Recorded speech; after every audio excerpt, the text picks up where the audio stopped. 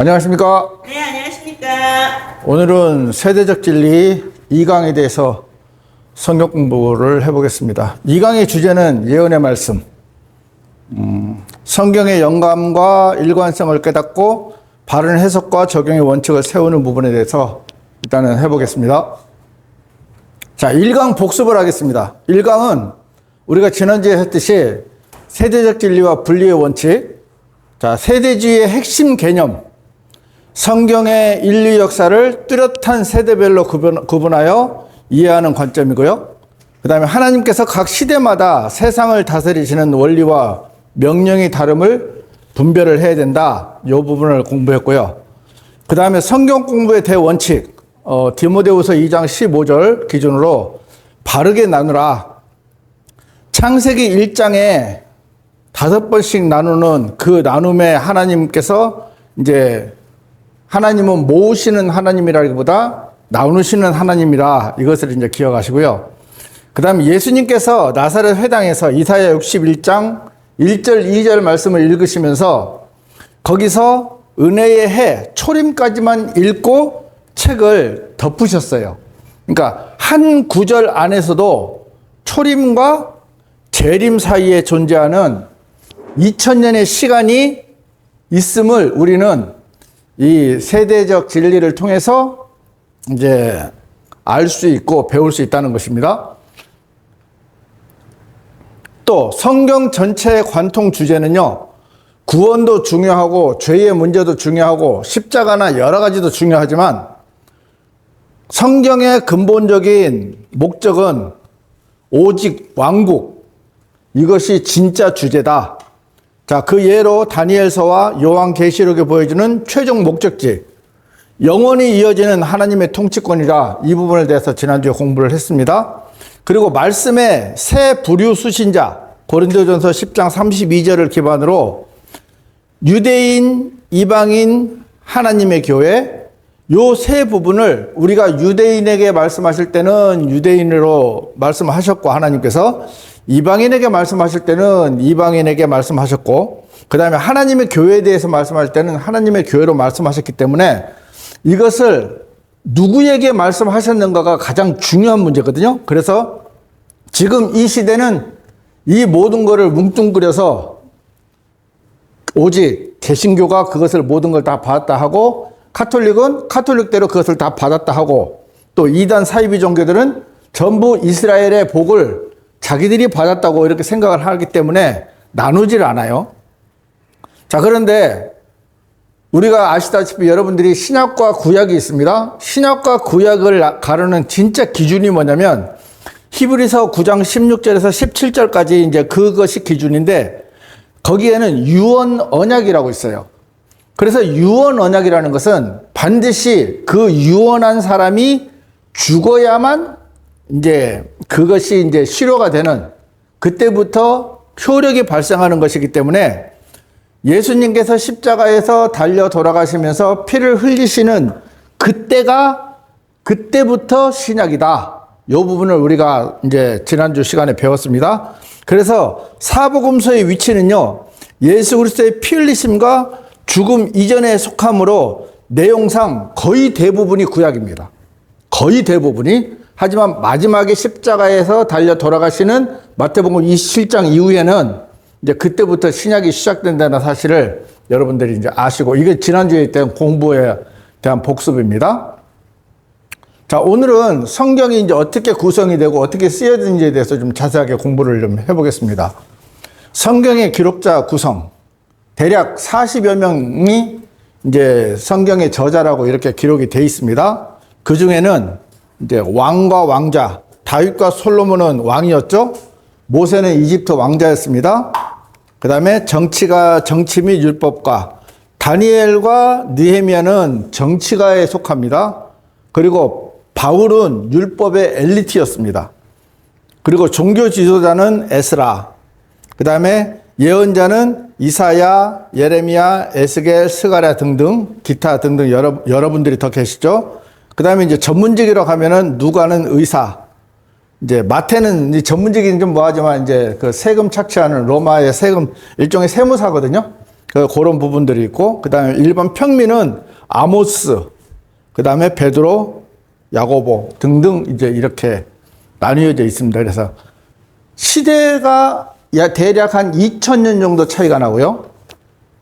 그 다음에 이제 40여 명이 그렇게 기록을 했는데, 이 성경의 진짜 저자와 영감은 성령님이 있습니다. 여러분들도 다 아시다시피 우리가 하나님께서는 40여 명의 다양한 사람들을 도구로 사용하셨으나 성경의 유일하고 참된 저자는 성령님이시다. 일부 성경학자들이 이것을 인정을 안 하고 성경은 사람들이 썼다고 생각을 하기 때문에 이제 오류가 많다고 생각을 하는데, 실제로 성경은 사람들 손에 의해서 쓰여졌지만 참 최종 저자는 성령님이시다. 자, 그 사람들이 기록을 했는데 자기들 의지대로 한 것이 아니고요. 디모데후서 3장 16절을 기반으로 보면 모든 성경 기록은 하나님의 영감으로 주어지는 것으로, 그러면서 교리와 책망과 바로잡음과 의로 훈계하기에 완벽하다. 이것을 성경에서는 증거를 하고 있습니다. 그리고 베드로후서 1장 21절을 보면 예언은 결코 사람의 뜻에서 비롯된 것이 아니다. 그리고 오직 하나님의 거룩한 사람들이 성령님에 의하여 감동을 받은 대로 말하고 기록한 결과물이라 하고, 성경이 성경을 증거를 합니다. 자, 하나님께서 말씀을 기록하게 하신 이제 4가지 방법이 있는데, 첫 번째는 십계명 같은 경우는 하나님께서 돌판에 직접 말씀하시고 새겨주셨어요. 출애굽기 20장 2절부터 17절을 보면 여러분들이 나중에 이 기록된 것을 한번 찾아보시고 한번 새롭게 또 다시 공부를 했으면 좋겠습니다. 그 다음에는 이제 불러두신 대로 대피를 했다. 모세는 모세 오경을 기록하면서 하나님께서 이제 불러주신 대로 그대로 기록을 했습니다. 그 근거 구절은 출애굽기 34장 27절에서 28절까지.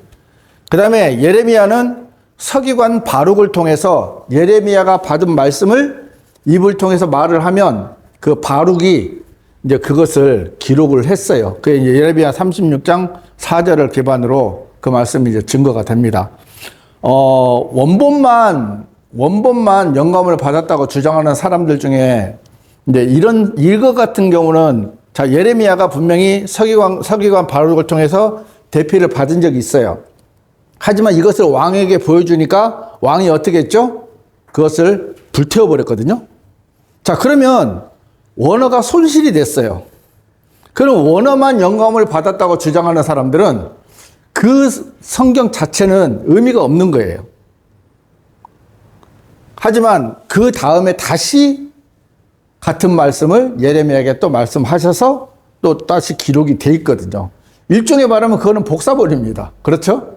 그러니까 사람들은 자기들이 주장하는 것이 옳은지 성경을 찾아보지도 않고 주장하는 경우가 참 많이 있습니다. 자, 그 다음에 지혜와 직접 계시록 기록. 자, 바울 같은 경우는 하나님께서 주신 지혜도 있지만은 또 복음 같은 경우는, 은혜의 복음 같은 경우는 갈라디아서 1장을 기반으로 직접 예수님께서 계시를 해 주셨어요. 그리고 난 다음에 그 다음에 이제 바울 서신을 보면 그 다음에 이제 하나님께서 지혜를 주셔서 또 이제 기록을 하게 된 부분들이 있습니다.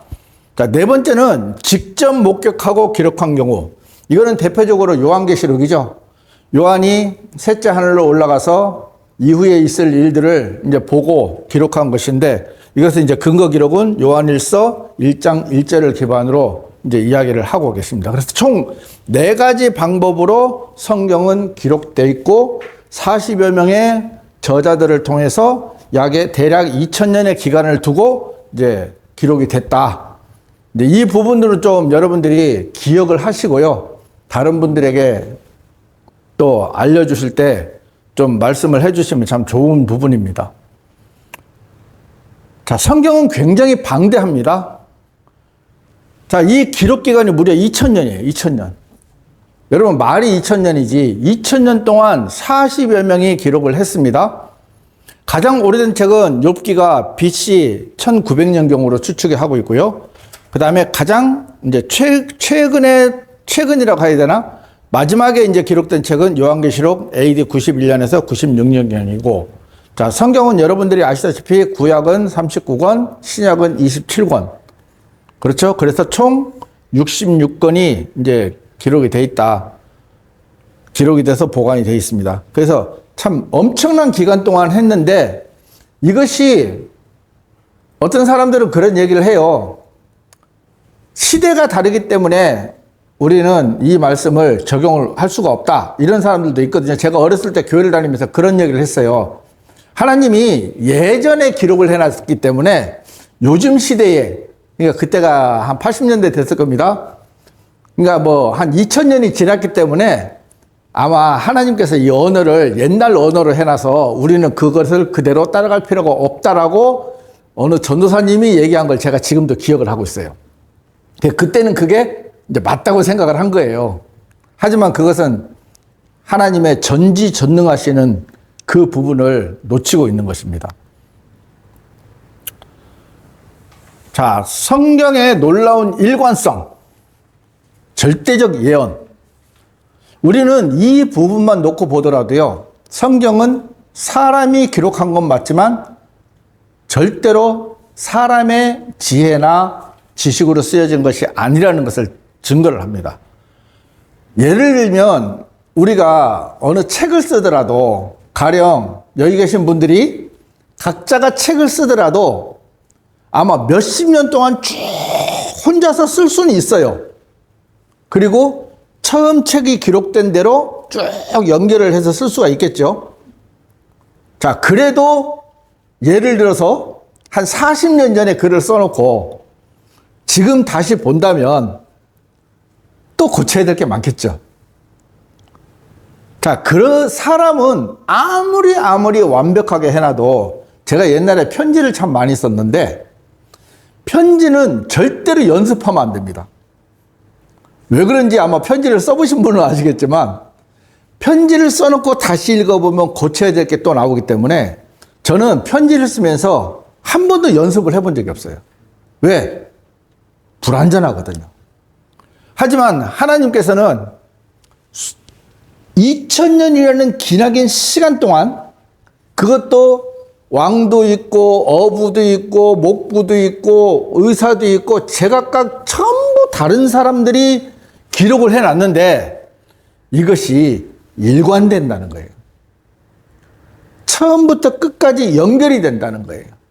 그래서 아주 이것은 모순이 없어요.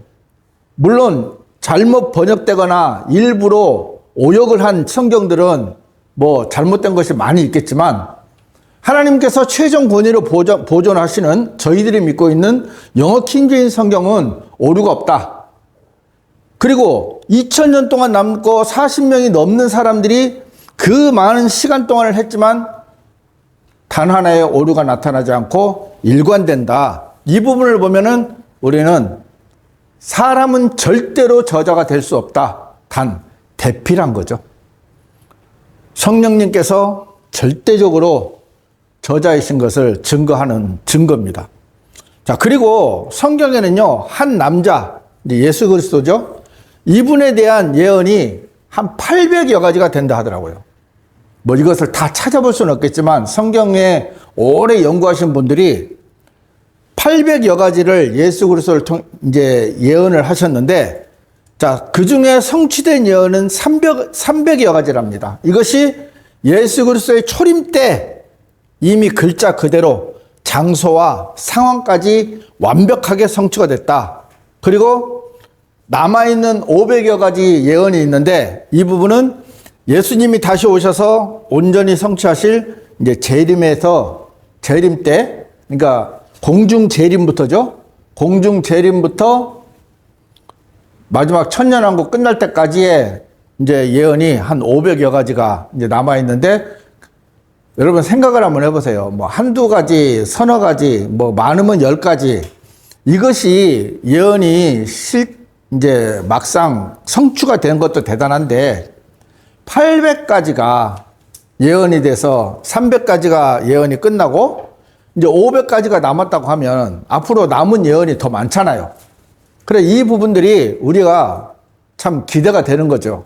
구원을 받은 그리스도인들은 이 예언이 우리한테는 축복이 되지만 구원을 받지 못한 사람들은요, 이 예언이 정말 무시무시한 저주가 될 것이고 재앙이 될 것이라는 걸 생각하면 좀 우리가 좀 생각을 해봐야 될 부분이 많은 것 같습니다. 자, 그 다음에요, 점진적 계시라는 말을 이제 사람들은 일반 개신교는 잘 몰라요. 왜냐하면 사람들은 창세기부터 계시록까지 다 똑같은 줄 알아요. 하지만 여러분들 생각을 한번 해보세요. 여러분들이 인생을 살면서 5살 때, 10살 때 알은 지식하고, 그 다음에 20살 때 알았던 지식하고, 그 다음에 지금 여러분들이 아는 지식하고요, 지식의 양이 같습니까? 다릅니다. 그리고 예를 들어서 전에는 하나만 알았다면 지금은 같은 거에 대해서 2가지, 3가지를 더 알 거예요. 그것과 마찬가지로 성경은 창세기부터 요한계시록까지 써져 있지만 이것이 모세가 알았던 거하고 그 다음에 이사야가 알았던 거하고 하나님의 그 아는 지식의 폭이 다릅니다. 분명히 달라요. 그거 마찬가지예요. 근데 사람들은 창세기부터 요한계시록까지 있었던 그 선지자나 예언자들이나 왕이나 이런 사람들이 우리가 알았던 거랑 똑같다고 생각하는 사람들이 참 의외로 많더라고요. 하지만 자 보세요. 저희 계단식으로 되어 있던 것처럼 족장의 시대에 있던 사람들이나 사사에 있던 사람들과 예언자와 사도들과 현대 바이블 빌리버, 오늘 같은 우리 사람들입니다. 하나님에 대해서 알아가는 것이요, 차원이 다르게 점진적으로 더 넓어지고 깊어졌어요. 그리고 결정적인 게 뭐냐면 지금은 신구약 66권이 완성되어 있는 상태이기 때문에 지금은 하나님께서 저희들에게 가르쳐 주시려고 또 저희들이 배울 마음만 있으면 모든 것을 다 가르쳐 줄 수 있다고 말씀하고 계시거든요. 자, 그리고 성경은요, 무작위로 모세는 모세오경은 모세오경 따로, 뭐 요한계시록은 요한계시록 따로, 다니엘서는 다니엘서 따로, 다 따로 국밥이 아니에요. 이것을 각자가 기록했지만 맞춰보면 이것이 아주 기가 막히게 연결이 되고 우리가 바이블 빌리버만 하는 말들이 있어요. 성경이 성경을 해석한다. 근데 이 부분들을 우리가 알면 모세가 알았던 하나님보다요, 이사야가 알았던 하나님이 훨씬 더 하나님에 대한 지식이나 어떤 경험이나 이런 부분들이 훨씬 더 높아요. 많아요. 그리고 시간이 지나서 초대교회 사도들이 알았을 때는 또 예수님을 직접 뵀잖아요. 그리고 예수님한테 3년 동안 배웠잖아요. 그렇기 때문에 그 사람들보다 이 예수님의 지식, 하나님의 지식이 훨씬 더 넓고 깊어요. 그런데 그 당시에는 또 아쉽게도 성경이 없었어요. 이제 성경이 기록되기 시작했죠. 자, 그런데 오늘날 우리 현대 바이블 빌리버들은 어떻습니까? 그 모세가 기록했던 성경도 가지고 있고요. 이사야, 다니엘, 에스겔, 예레미야, 뭐 하박국, 말라기 모든 성경이 다 구약에 기록되어 있는 걸 가지고 있고, 또 사도 시대들부터 기록되었던 그 신약 27권도 우리는 완벽하게 가지고 있기 때문에 이분들이 가지고 있던 그 하나님의 지식과 뭐 어떤 경험이나 이런 모든 것들보다 저희들은 훨씬 더 많이 알고 있는 거예요. 이게 엄청난 축복입니다. 그리고 또 하나가 뭐냐면 유대인들은 신약을 안 믿기 때문에 예수 그리스도를 이해할 수도 없어요. 왜? 구약에 예수님이 감추어져 있는데 그걸 신약 성경을 통해서 온전하게 드러내셨거든요. 근데 신약을 믿지 않기 때문에 유대인들은 예수 그리스도에 대해서 알고 싶어도 알 수가 없어요. 자, 신약은 구약 안에 숨겨져 있었어요. 그것이 신약에서 온전히 펼쳐지고 드러나죠. 왜? 구약의 주인공은 예수님이잖아요.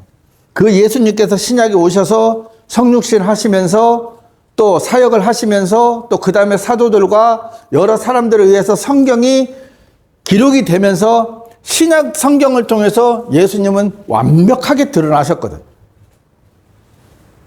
자, 사복음서는요, 구약의 6월절의 진짜 의미와 이사야 53장 예언의 실체를 조명하는 아주 중요한 사복음서고요.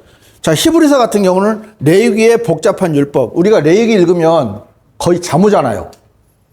안 풀리잖아요. 근데 이것이 어디에 초점을 맞춰줬느냐? 예수 그리스도에 대해 초점을 맞췄기 때문에 그것은 히브리서에 이제 그 레위기를 이제 풀어주는 역할을 하는 겁니다. 그리고 또 요한계시록 같은 경우는 우리가 다니엘서는요, 요한계시록이 아니면 풀리질 않아요. 그래서 서로 유기적으로 완벽하게 보강하고 구체화시킨 거예요. 그래서 신약도 필요하고 구약도 필요한 거예요. 어느 것 하나 필요하지 않은 게 없다는 얘기입니다. 그래서 점진적 계시라는 것이 우리까지 왔기 때문에 우리는 정말 지금 보세요. 이런 것들을 모세가 알았을까요? 이사야가 알았을까요? 전혀 몰랐습니다. 하지만 이런 모든 부분들이 저희들은 다 갖추어져 있기 때문에 우리가 마음만 먹고 공부만 하려고 하면 정말 얼마든지 무한한 지식이 이제 우리에게 이제 들어올 수 있다. 이제 이것을 좀 강조를 하고 싶습니다. 자, 그 다음에 성경을 이해하는 세 가지 언어적 성격이 있어요. 이제 대부분 이 부분들은 개신교는 이제 무시를 하고 있기 때문에 이제 그분들은 이 말 자체를 못 알아들어요. 하지만 이제 문자적 성격, 비유적 성격, 상징적 성격이 있는데, 자, 기본 원칙이 있어요. 성경은 기본적으로 기록된 글자 그대로를 의미를 한다. 역사적 사실뿐만 아니라 요한계시록 같은 예언조차도 1차적으로는 기록된 그대로 이해를 해야 돼요. 자, 이 부분들이 요한계시록은 비유니 상징이라는 말 때문에 요한계시록은 실제로 일어나지 않는다고 생각을 하는 사람도 있고, 또 과거에 이미 지나갔다고 생각을 하는 사람도 있고, 현재 이것이 진행 중이다라고 얘기하는 사람들이 있어요. 하지만 그 사람들이 잘못 알고 있는 게 뭐냐면 요한계시록은 문자 그대로 봐야 돼요. 문자 그대로 보지 않으면 거기서 이상한 교리들이 다 나오기 때문에, 보세요. 신천지 이만희 씨 같은 경우에 사도 요한이 먹었던 두루마리를 자기가 먹었대요. 분명히 성경에는 사도 요한이 먹었거든요. 그래서 배가 쓰렸어요. 그런데 자기가 먹었대요. 문자 그대로 읽지 않는 거잖아요. 14만 4천 명이요. 이스라엘의 12지파에서 동족들만 구성된 남자들이에요. 하지만 자기들이 14만 4천 명이래요. 거기에는 노인도 있고요, 할머니도 있고요, 할아버지들도 있고요, 젊은 처자들도 있고 다 있어요. 아저씨도 있고 아줌마도 있고. 자, 문자 그대로만 보면 아무 문제 없는데 그것을 문자 그대로 보지 않으니까 이제 일어나는 현상들입니다. 그것이. 자, 그렇다고 성경이 또 비유로만 해석이 되냐? 그것도 아니잖아요. 비유는요, 앞뒤 문맥을 봐야 되고요. 그렇죠? 있는 그대로만, 그 비유만 보면은 그럴듯하게 보일 것 같지만 예수님께서는 분명하게요, 앞, 뒤에 아니면 그 전이나 그 후에도 분명히 이 비유에 대해서 말씀으로 설명을 해놨어요. 그래서 한 편만 보면 그것이 맞는 것처럼 보이지만 성경을 골고루 보다 보면 그것이 결코 단면적으로 옳지 않다. 물론 비유로 당연히 예수님께서는 특징이 뭔지 아십니까? 비유로 말씀하실 때는요, 반드시 비유라고 말씀을 하셨어요. 근데 사람들은 그렇게 비유라고 몇 가지 얘기하고 나니까 그 다음에 모든 것이 다 비유라고 생각해서 마태복음도 전부 비유로 해석하는 사람들도 의외로 많거든요. 근데 그렇지 않다는 겁니다. 자, 상징적 성격. 예를 들자면 네부카드네자르의 신상 아시죠? 그 다음에 7금 등잔대 한가운데 계신 주님, 계시록 1장에 나온 겁니다. 자, 이런 부분들은요, 반드시 성경을 해석해 주고요. 우리가 어떻게 이제 이 부분들을 놓고 봐야 되는지는 또 이제 또 뒤에 찾아볼 건데, 그러니까 이렇게 세 가지 성격이 있다. 기본적인 원칙은 문자적으로 해석을 하고 봐야 되고, 그 다음에 비유라고 표현된 거는 비유라고 보면서 앞뒤 문맥을 잘 보면 그 부분들이 이제 해석이 된다. 그 다음에 상징적인 것은 이것이 어떤 것인지는 성경이 그 부분에 대해서 그 안에 성경, 그 장에서 설명을 하든지 앞뒤 문맥에서 설명을 하든지 아니면 또 다른 성경에서 성경을 이제 이야기해 주든지 반드시 그것들이 그렇게 이제 해석될 수 있는 조건들을 성경 안에서 만들어 놨다. 이제 이렇게 보시면 됩니다. 자, 그리고 이제 가장 이것도 중요한 것 중에 하나가 뭐냐면 이것을 적용을 못해서 이제 성경에 거의 모든 해석들이 잘못 나오고 있다고 봅니다. 자, 어느 한 단락이 있어요. 어느 이제 예가 있어요. 그 예를 뒤에서 이제 볼 겁니다. 두 가지를.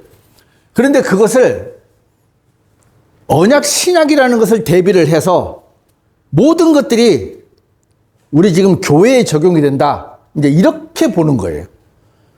아무런 해석도 안 해요. 그냥 단지 무조건 우리 거예요. 나쁜 건 또 안 한대. 나쁜 건 안 하고 좋은 것만 이제 다 이렇게 걷어들이거든요. 자, 역사적 적용. 이 말씀이 기록될 당시 시대적 배경을 파악을 해야 됩니다. 예를 들어서 네부카드네자르의 그 금신상이 나오면 그 금신상이 일어난 시대적 배경을 파악을 해야 되고요. 그 시대를 살아가던 1차 수신자, 그 다니엘이 있던 그 시대에 실제로 일어난 역사적 사건으로 일단은 봐야 된다는 거예요. 무조건. 그거는. 그 다음에 두 번째는 뭐냐면은 이제 교리적 적용입니다. 그 역사적인 사실에서 우리가 교회에, 지금 이 교회에 어떤 교리를 적용을 해야 되는지, 그죠? 성도가 반드시 지켜야 할 신앙의 원칙, 하나님의 명령, 그 다음에 이제 법으로 받아들일 것은 받아들여야 되는 건데, 이것은 우리가 수신자, 우리죠. 시대적 경륜을 분별하여 교리의 뼈대를 단단히 세우는 가장 핵심적인 적용입니다. 이 부분이 아주 중요합니다. 그 다음에 세 번째는 영적 적용이 있어요. 이 영적 적용은 말씀의 의미를 오늘날 나의 삶과 신앙으로 확장을 해야 되고요. 개인을 위한 가르침, 교훈, 책망, 훈계로 삼는 대중적이고 실천적인 적용. 거의 대부분의 개신교 사람들은요, 이 두 가지를 다 빼버려요. 그리고 뭔만 하느냐? 영적 적용만 해요. 그래서 성경을 굳이 나눌 필요가 없는 거예요. 하지만 우리가 이 세 가지를 반드시 알아야 누가 누구에게 또 어느 시대에 어떻게 말씀하셨는지 하나님의 그 의도를 알아야 우리가 명확하게 이제 이것을 알 수 있다고 생각이 됩니다. 이 세 가지 적용을 토대로 이제 한번 해보겠습니다. 자, 다니엘 3장 내용이요. 네부카드네자르 왕이 거대한 금 형상을 세우고 경배를 명령합니다. 다 아시죠? 절하지 않으면 극렬히 불타는 용광로에 던져질 거라고 선포를 합니다. 이 내용을 모르시는 분들은 아마 없을 겁니다. 자, 이건 이제 삼중 적용의 예시입니다. 자, 역사적 적용을 어떻게 해야 될 것이냐. 이때는 바벨론 포로 시기입니다. 그리고 금신상에 절하기를 거부했던 다니엘의 세 친구들에게 실제로 일어난 역사적 사건이에요. 실제로. 자, 이것을 교리적 적용으로 보면은 미래에 있을 대환란식이죠. 우리가 적그리스도 우상에게 짐승의 표와 경배를 강요받는 환란 성도들에게 직접적으로 적용되는 예언입니다. 금신상에게 절하고 짐승의 표를 받으면 그 당시의 생활은 할 수 있죠. 용광로에 들어갈 일은 없을 겁니다. 하지만 적그리스도에게 절하지 않고 짐승의 표를 받지 않으면 어떻게 되죠? 당장 모든 것이 끊겨서, 그렇죠? 죽임을 당하든지 아니면 7년 동안 도망을 다니든지 이제 둘 중에 하나의 길을 택해야 됩니다. 자, 이것이 영적 적용을 이제 우리한테 지금 우리에게 적용을 해보면 오늘날 구원받은 성도들이 세상의 거대한 우상과 타협하지 않고 믿음을 지켜야 함을 가르쳐주는 실천적 교훈이다. 네, 이렇게 보시면 됩니다. 또 다른 예를 하나 더 드리겠습니다. 자, 요한계시록 2장입니다. 에베소서 교회에 이제 말씀하시는 거죠. 오른손에 7뼈를 쥐고 7금 등잔대 사이를 거니시는 주님이시고요. 자, 에베소 교회가 칭찬받는 건 뭐냐면 에베소 교회의 수고와 인내, 거짓 사도들을 분별해내는 통찰력, 그 다음에 니콜라파의 행실을 증오한 것은 칭찬을 받습니다. 하지만 책망과 경고도 받습니다. 처음 사랑을 버린 것을 엄히 책망하시고요. 회개하지 않으면 등잔대를 옮기겠다고 경고하십니다. 또 약속도 있습니다. 하나님의 낙원 한가운데 있는 생명나무 열매를 주겠다고 이기는 자에게 그렇게 이제 약속을 하신 이 내용입니다. 자, 이것을 이제 역사적 적용으로 보면 실제로 있었던 상황이죠. 사도 요한이 요한계시록을 기록할 당시에 소아시아 지역에 실제로 존재했던 지역교회, 에베소 교회, 1차적으로 적용되는 역사적 사실, 그 교회가 있었던 일들을 그대로 옮겨놓은 거예요. 이거는 뭐 신천지나 뭐 다른 교회 뭐 이런 게 아니고요. 그냥 에베소 교회에 있던 실제로 존재했던 교회입니다. 이 교회가 칭찬도 받고 책망도 받고 약속도 받고 권면도 받죠. 이 부분들이 있는 그대로 이제 기록을 해놨어요. 자, 이것이 교리적 적용은 어떻게 되느냐? 이것도 대환란 기간이거든요. 대환란 기간 동안 적그리스도에만서 끝까지 행위와 믿음을 지키고 이겨내야만 하는 환난 성도를 향한 엄중한 교리적 지침이에요. 왜? 이기는 자는 이 신약 시대, 이 지금 은혜의 시대에는 적용되지 않습니다. 이기는 자는 반드시 성경적으로 보면 대환란 시대에 적그리스도 표를 우상에게 절하지 않고 짐승의 표를 받지 않고 끝까지 믿음을 지키는 자, 그것을 이제 이기는 자라고 표현을 하거든요.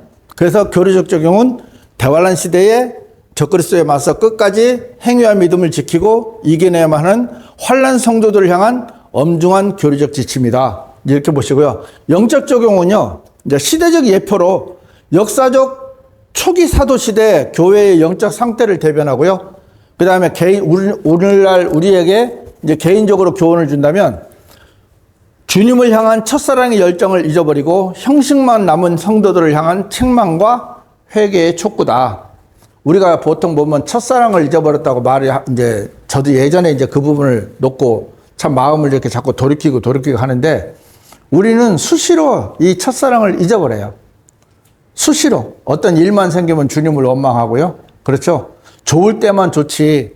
우리가 안 좋은 일이 생길 때도 우리가 정말 주님 앞에 감사하고 어떤 그런 부분들이 참 부족하다 싶습니다. 그래서 이 두 가지 예를 들어서 꼭 이런 건 아니지만 이런 식으로 역사적 적용, 교리적 적용, 영적 적용을 사건들이 났을 때는 그렇게 분별을 할 줄 알고 나눌 줄 알아야 우리가 정확하게 우리에게 어떤 것이 일어날지 이제 알 수 있는 겁니다. 그리고 또 우리가 그 성경을 통해서 사건을 통해서 사건만 받는 게 아니고 교리도 정립이 되고 그 다음에 또 뭡니까? 그러니까 보통 보면 이기는 자 하면은 우리가 지금 신약시대 보면 지금 이 시대에 이기려고 발버둥 치잖아요. 그러니까 정확하게 나눠보면 이거는 대환란 시대이기 때문에 대환란 시대에 우리한테 적용이 되는 게 아니지만 그래도 이제 영적으로 적용을 하면 우리에게 적용될 게 있잖아요. 그러니까 이런 식으로 성경을 나눠야 된다는 겁니다. 자, 오늘의 결론입니다. 하나님의 말씀을 바르게 대하는 태도. 참 중요합니다.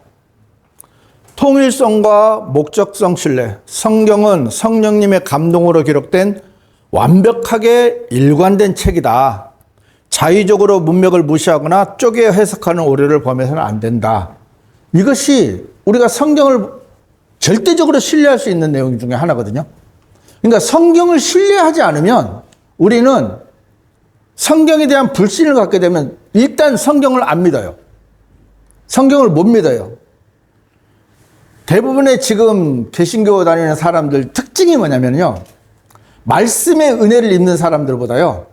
찬송의 은혜를 입는 사람들이 정말 많아요. 그렇죠? 그래서 교회는요.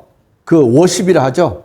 워십이라 합니까? 그 CCM 밴드를 동원해서 일렉기타가 등장하고 드럼이 등장하고 그렇죠? 화려한 퍼포먼스로 등장해서 그렇게 해서 분위기를 좌우해놓고 그냥 말씀은 잠깐 전하고 마는. 그래서 사람들이 실제로 유튜브 가서 댓글 보면요. 목사님 말씀보다 누구 씨의 찬양이 훨씬 더 은혜스럽습니다. 근데 이런 댓글들이 정말 많이 있어요. 제가 직접 요번 주에 몇 개를 이렇게 봤는데 참 기가 막히고 참 어이가 없더라고요. 자, 그 다음에는 균형 잡힌 해석 원칙 고수. 우리가 성경을 해석하는 성경 해석학이라고 있는데 성경을 해석하는 방법이 한 15가지가 있어요. 그것을 뭐 다 알 필요는 없지만 여러분들은 저희들이 이렇게 가르쳐 드리는 것만으로도 그것만 제대로 공부하셔도 성경을 이해하는데 큰 문제가 없습니다. 문자적, 비유적, 상징적 언어의 특징을 철저히 성경의 문맥 속에서 올바르게 분별하여 해석해야 한다. 자, 그 다음에 세 번째는 철저한 삼중 적용, 역사적 배경을 우선 파악하고요. 그 다음에 교리적 대상을 바르게 나눈 후에 내 삶의 영적 교훈으로 삼는 훈련. 이것이 이제 세대적 진리를 깨닫는 핵심 열쇠입니다. 그래서 이 세대적 진리를 공부하는 이유는 뭐냐면 우리가 뭐 성경을 무조건 나눠야 된다, 막 쪼개야 된다, 막 이게 아니고요. 바르게, 그 앞에는 뭐죠? 바르게 나눠야 된다는 것이 전제 조건입니다. 그래서 억지로 쪼개거나 억지로 짜 맞추는 게 아니라는 거지.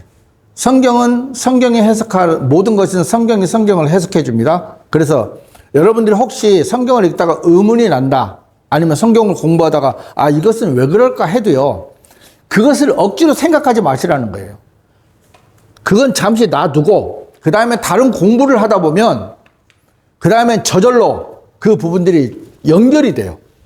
그래서 우리가 실타래가 엮일 때 억지로 풀면 안 되듯이 우리가 성경을 억지로 푸니까 신천지 같은, 안상호 하나님의 교회 같은, 그렇죠? 정명석 같은, 또 구원파 같은 오만, 근데 솔직히 냉정히 이야기하면 개신교 자체가 이단입니다. 개신교 자체가 성경을 잘못 번역을 하고 오역을 하고 해석을 하는 바람에 그 많은 쓰레기 같은 이단들이 나오는 거 아닙니까? 그래서 우리라도 성경을 제대로 알고 또 배우고 나누고 해서 그런 어리석은, 이거 하나님 앞에 엄청난 큰 죄거든요. 어마어마한 큰 죄입니다. 그래서 어떤 분이 이런 질문을 했대요. 목사님, 굳이 표준 킹제임스 성경으로 꼭 신앙생활을 해야 됩니까? 하니까 이제 제가 정확한 답인지 모르겠는데 이렇게 이제 하신 것 같아요. 표준 킹제임스 성경이라는 성경을 몰랐을 때는 괜찮대요. 그러니까 내가 생각할 때 참 정확한 성경이다라고 인식을 딱 최정건이가 박힌 상태에서 예를 들어서 개혁 성경으로 가서 다시 이제 신앙생활 한다든지 아니면 다른 성경으로 가서 이제 신앙생활 하는 것이 죄가 됩니까? 하나님 앞에서 몰랐을 때는 죄가 아니에요. 하지만 알았을 때는 죄가 된다 하더라고요. 우리가 이 성경을, 정확한 성경을 알고 난 다음에 이 성경을 공부를 등한시하는 것도 죄가 됩니다. 그래서 할 수만 있으면 여러분들이 바쁜 와중이지만 짬짬이 성경을 공부하셔서 우리가 정말 하나님 앞에 떳떳한 삶을 살아갈 수 있는 방법 중에 하나도 올바른 성경 공부입니다. 여러분들이 좀 그 부분에 염두를 두시고 저도 더 자세하게 또 공부를 해서 준비를 해올 테니까 여러분들 한 번만 이거 저한테 듣고 끝나면요 여기서 나가는 순간 끝입니다. 하지만 가서 공부 또 보고, 제가 자료를 드리는 이유도요, 가서 더 한 번 더 공부하시고 보시라고 이렇게 드리는 거니까 그런 부분들은 또 계속해서 연결해 나갔으면 좋겠습니다. 질문 있습니까? 예, 질문 있습니다. 예, 말씀해 주십시오. 이게 뭡니까? 저기 1600년 동안 기록된 걸로 이렇게 알고 있는데 오늘 2000년이라고 말씀하시는데 대략 1900년으로 나옵니다. 왜냐하면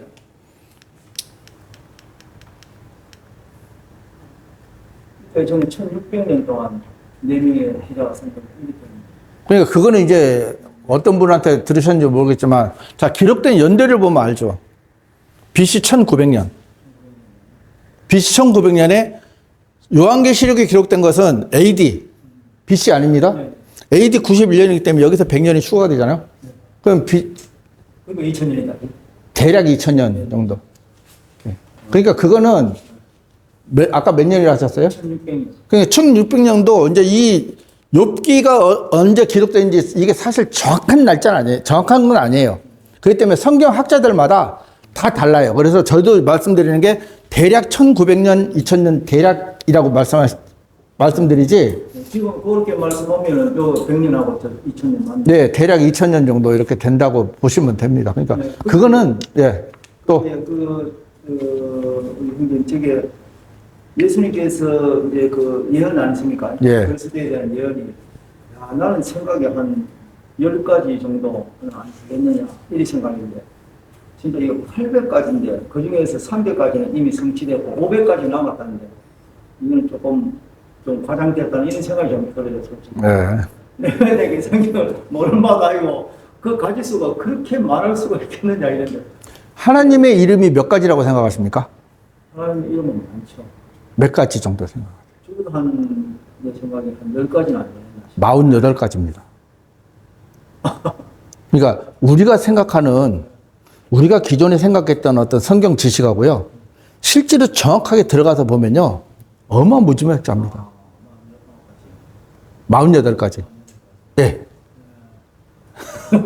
내 생각이 많이. 그리고 또 그런 것도 있잖아요. 신구약이 66권이잖아요. 이사야가 66장이잖아요. 이게 창세기 1장부터요.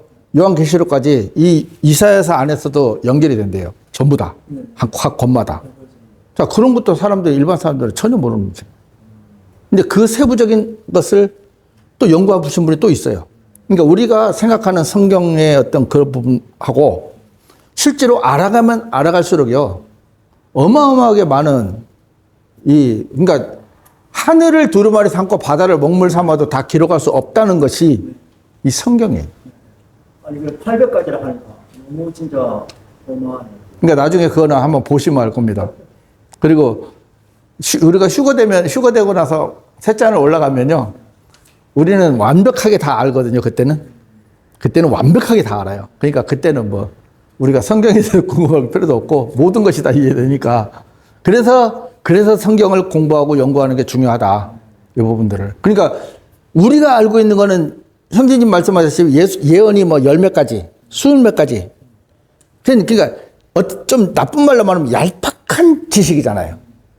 근데 성경에 예수님에 대한 예언이 800가지다? 그럼 이거는 어마어마한 거잖아요. 그럼 이거를 또 연구하신 분들이 있잖아요. 그럼 우리는 또 이제 그 부분을 또 배워야 되는 거예요. 그래서 성경은 공부할수록 어렵다는 말이 맞는 거예요. 이해되십니까? 네. 예. 마치겠습니다.